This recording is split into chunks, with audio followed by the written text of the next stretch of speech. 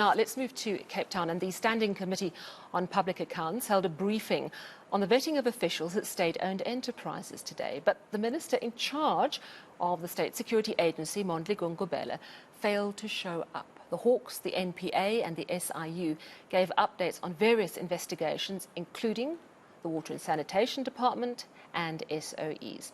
Scopa, the Standing Committee, says it might summon Gungubele and his deputy to account for delays caused by the State Security Agency. eNCA's Heidi Giokos has the details. Hello, Heidi. Thanks for joining us. So, Mondli Gungubele, of course, is in charge of a State Security Agency. He's within the presidency.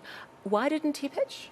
So from our understanding, and according to Scopa, there was a notice that he needs to account for the vetting process. It was a cabinet resolution that was taken that a vetting process needs to happen for all officials wanting to work for SOEs and that are currently working for SOEs. And the reason for this is because we see what's happening in state-owned entities. We see the corruption at play. We see the number of cases and arrests that have happened, and this is why Parliament says perhaps we should have a vetting process.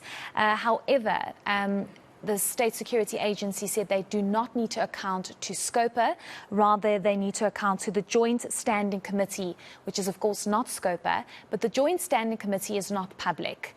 It is not something that is done in public, it is not open to the public, and this is why Scopa is saying there seems to be some kind of secrecy. Now this directly ties into what the Hawks is battling with at the moment. The Hawks needs to employ 17 senior managers in order to get the ball rolling on certain matters, and they need those critical skills. But because the vetting process is not happening at this stage, and because there is no indication from the SSA where that vetting process is, the Hawks cannot proceed.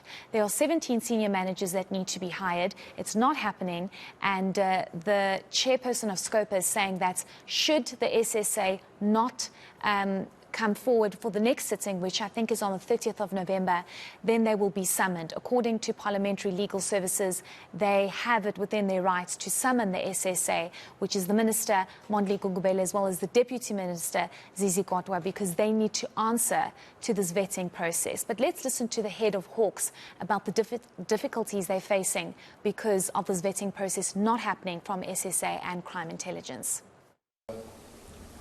We are being affected. As I've indicated, that we will be appointing one of the senior managers the 1st of next month. We could have done that a long time if the vetting was quick. We are currently waiting for more 17 of senior managers that we would like to appoint. But because there is a decision that on senior management we can't appoint unless there is top secret security clearance, this is affecting us. So just if I may interrupt you, I'm sorry, colleagues, it's the issue we were dealing with ESCOM. I'm sorry to interrupt, so that there's context.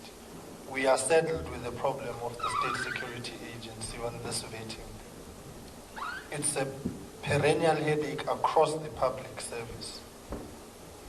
And then when we wanted them to come here, they threw their toys out the court and said they're not coming here, they don't report it on account here and so on. Yeah, I see Shamila Batoy nodding her head. Enormously frustrating, exactly the sort of red tape and processing stuff that should be speeded up. We've been given a commitment that those sorts of things are going to be sped up. But the NPA also speaking today about criminal syndicates, especially those linking into government officials. What did they say? Yeah, so they gave a very lengthy updates about state-owned entities, and top of the list, Sally, is ESCOM, and they have the most cases before court. They've had the most arrests, but quite disheartening, they also have the most government officials that have been embroiled in all this corruption and criminal syndicates. So what the head of the National Prosecuting Authority is saying here is the fact that government officials need to have the highest level of integrity, because she says if this does not happen, it's going to be and it is a lot easier for those at lower levels to be part of these syndicates. She's also alluded to the fact that there is a huge problem. South Africa ranks one of the highest and on top of the list when it comes to these criminal cases and corruption. And she says that this urgently needs to be addressed. Again, it boils down to the vetting process and how these officials are not being vetted. It's almost as though there is something that they don't want to communicate about this vetting process. Again, you mentioned off air, it's got a lot to do with the red tape and the fact that the president has made promises that they will do away with this red tape and make sure that there are prosecutions, successful prosecutions, but there are many challenges. And something else that the NPA has alluded to is that the skills that are in the NPA are very short. There aren't enough skills, and the skills that they do have, they're now trying to deal with government officials being embroiled in these corruption cases when they could be dealing with other matters, but they are bogged down with administrative issues, but also they just don't have enough people. So it's a huge challenge, and I want us to listen to what the NPA had to say about that. We have serious problems. I think we have to realize that if we don't start thinking about very, very high-level strategies to deal with those that are the organized criminals. And if you look at the recent publication of the global index, South Africa we have serious problems regarding organized crime in our country.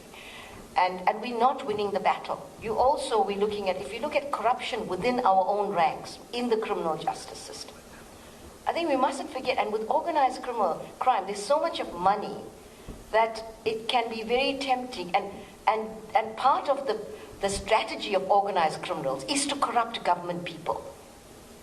And so if those in government do not have the highest standards of integrity, because even those with the skills can get corrupted, if we do not have people, the right people with the highest standards of integrity in government that are prepared to do this work, and have really, really good strategies to target those behind the ones that are stealing fuel on the ground, the ones that are stealing the copper cables, all of this infrastructure. We cannot be really utilizing all of the scarce resources across the system to deal with those types of cases. Yeah, she makes such a good point. Just because you're highly qualified for a job doesn't mean you're incorruptible. That's why these proper vetting processes are so important. Thank you so much, Heidi Giokos, for bringing us up to date on a very important story.